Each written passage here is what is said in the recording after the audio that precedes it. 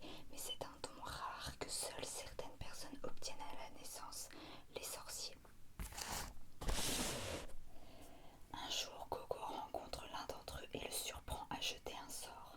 Elle comprend alors la véritable nature de la magie et essaye de l'imiter, mais elle va accidentellement utiliser une magie interdite. Voilà, Coco, c'est elle qui de base est une humaine un peu comme nous, même si dans son monde il y a de la magie, les sorciers viennent aider les humains plus lambda, mais il faut jamais qu'ils puissent voir de quelle manière ils lancent les sorts, comment ils font la magie. Ça c'est un secret qui est interdit de dévoiler. Et en général, si quelqu'un le découvre, eh bien on lui efface la mémoire. Coco, voilà, elle va rentrer donc dans ce monde de magie. C'est ce magicien qu'elle va rencontrer qui va ensuite être son professeur. En fait, il a un atelier avec plusieurs jeunes sorcières comme Coco à qui il apprend la magie. Et on va donc ensuite suivre toute cette petite troupe.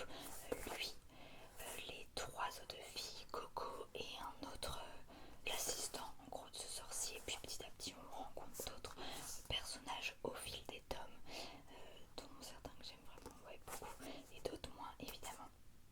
Et c'est une super saga, donc je vous la recommande vivement. Franchement elle est super top. Je vous en dis pas trop plus parce que j'ai l'impression que sinon je vais spoiler. Ensuite la deuxième lecture, je ne l'ai plus avec moi encore une fois. Vous savez que mes lectures, la plupart je les prends à la bibliothèque, mais je lui ai fait une petite chronique. La couverture est ignoble, mais c'est la BD La Chambre des Merveilles d'après le roman de Julien Sandrel par Philippe Pelaez, je sais pas comment on prononce, désolé, et illustré par Patricio Angel Delpech. Il y avait 72 pages, c'est donc une BD, c'est de la fiction, et là en l'occurrence une réécriture vu que c'est un roman de base. Les mots-clés, j'ai mis maladie, accident, hôpital, rêve et accomplissement. Je l'ai lu le 22 février, donc oui ça date, mais les vidéos lecture du moment c'est toujours comme ça, vous le savez. J'ai mis uniquement 2,5, j'ai pas méga accroché. Pour moi il n'y a pas de fin en fait, donc je suis perturbée. Je sais pas si c'est pareil dans le roman et aussi dans l'adaptation en film qui a été faite, mais donc là ça m'a beaucoup perturbée moi. J'aime le style graphique, c'était joli et sympa comme histoire, c'était cool de suivre un peu chaque personnage. En fait, on suit la maman, on suit la grand-mère, on suit le fils, on suit l'infirmière, enfin on a un peu tous les points de vue. Pareil, je parle que pour la BD, je sais pas si c'est pareil dans le livre, enfin le roman. Donc c'était cool de les suivre, voilà, un peu chaque personne. En plus comme ça, s'il y en a une que t'aimes moins ou une que tu préfères, t'es content quand ça change. C'est vrai que ça donnait envie de plus les connaître pour certains. Par contre j'étais pas fan de la mère qui est quand même un peu la perso principale, donc ça m'a pas spécialement donné envie de lire le roman. J'ai pas hyper accroché en général, donc je ne pense pas le lire le roman. C'était un peu simpliste sur certains points. Est-ce que c'est dû à l'adaptation en BD ou pas? Ça je ne sais pas, mais j'ai même pas précisé. Mais l'histoire en gros c'est un petit garçon, il a genre 13 ans, un truc comme ça. Il a un accident, il se retrouve dans le coma. On sait pas s'il va se réveiller un jour ou s'il va juste mourir quoi. Et donc sa mère, elle tombe chez lui sur un carnet, chez eux, sur un carnet qu'il avait écrit avec les choses qu'il aimerait réaliser. Et donc elle va toutes les faire et ensuite elle va lui raconter, elle va les filmer même je crois, et lui montrer plus ou moins dans l'espoir que ça lui donne envie de se réveiller. Et ouais, la mère, moi j'ai pas hyper accroché, les rêves étaient bon, on peut pas juger les rêves des gens mais un peu quand même. Donc voilà, j'ai pas de fou accroché, donc je pense pas lire le roman vu que ça serait long.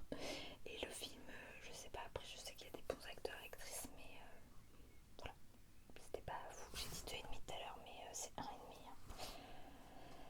En citation, j'ai mis c'est drôlement con, une dernière pensée. Donc, ça c'est le petit garçon qui dit ça vu que après il a l'accident.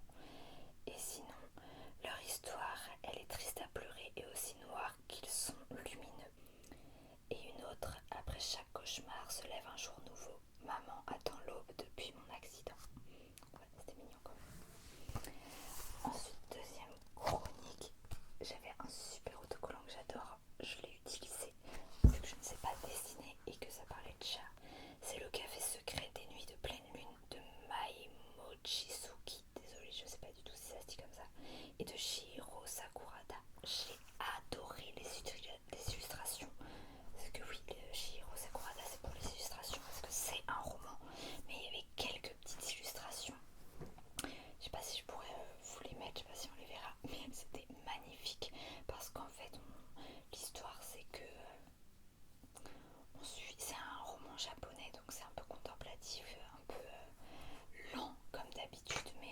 sympa et c'est un peu toujours en mode réflexion sur la vie, psychologie, astrologie là.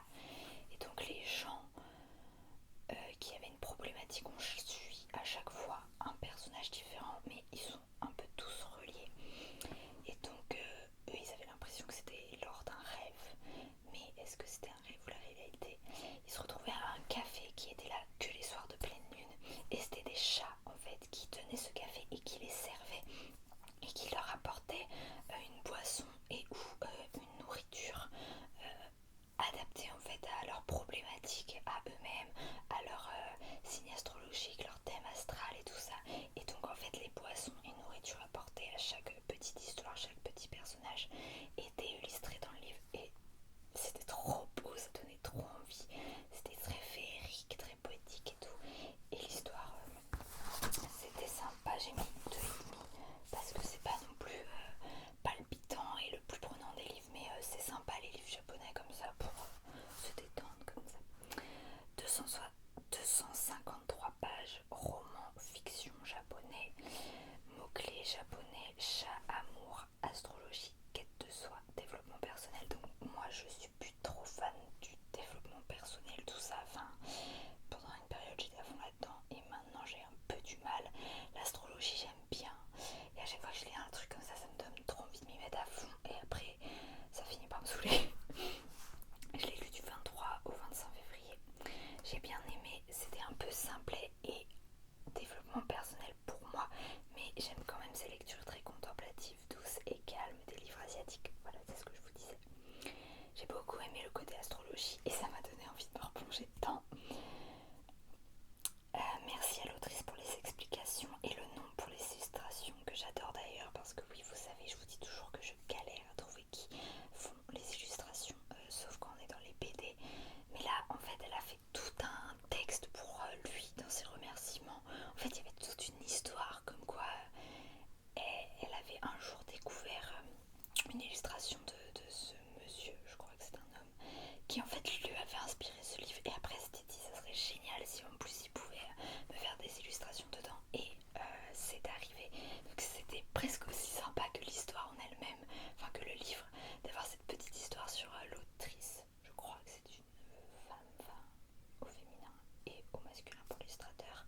Mais voilà, de savoir tout ça, c'était très très sympa. Ça mettait l'eau à la bouche du coup ces illustrations. Et j'ai noté pas mal de... Il y avait plein de citations super belles et poétiques, c'est toujours un peu comme ça dans les livres japonais. Passé d'une époque où le groupe visait le même sommet à une ère des individus. D'abord c'est de l'eau froide, puis chaude, puis du thé, puis du thé au lait. L'eau évolue au fil des expériences. Le thème astral nous apprend si vous êtes de l'eau, du lait ou de la terre. Ça fait peut-être pas sens comme ça, mais forcément ça faisait toutes des réflexions très psychologiques, philosophiques, tout ça. En améliorant l'environnement des racines, on réussit à faire fleurir une plante. Très très beau. Ensuite, j'ai lu le tome 1, enfin, de la saga La femme de ménage. Ma couverture est pas trop mal, franchement. J'avais eu les 2 premiers tomes, je crois que c'était soit Noël, soit mon anniversaire. Du coup Noël 2024 ou anniversaire 2025, c'est en février, enfin bref, je ne sais plus exactement, mais il y a un certain temps, plus d'un an, et j'ai enfin commencé. Donc là j'ai le livre, donc je peux vous lire le résumé déjà. Chaque jour, Millie fait le ménage dans la belle maison des Winchester, une riche famille new-yorkaise. Elle récupère aussi leur fille à l'école et prépare les repas avant d'aller se coucher dans sa chambre au grenier. Pour la jeune femme, ce nouveau travail est une chance inespérée, l'occasion de repartir de zéro. Mais sous des dehors respectables, sa patronne se montre de plus en plus instable et toxique. Et puis il y a aussi cette rumeur dérangeante qui court dans le quartier. Madame Winchester aurait tenté de noyer sa fille quelques années auparavant. Heureusement, le charmant monsieur Winchester est là pour rendre la situation plus supportable. Mais le danger se tapit parfois sous des apparences trompeuses. Et lorsque Millie découvre que la porte de sa chambre mansardée ne ferme que de l'extérieur, il est peut-être déjà trop tard. Donc là par exemple l'illustration, je n'ai pas trouvé qui l'a faite.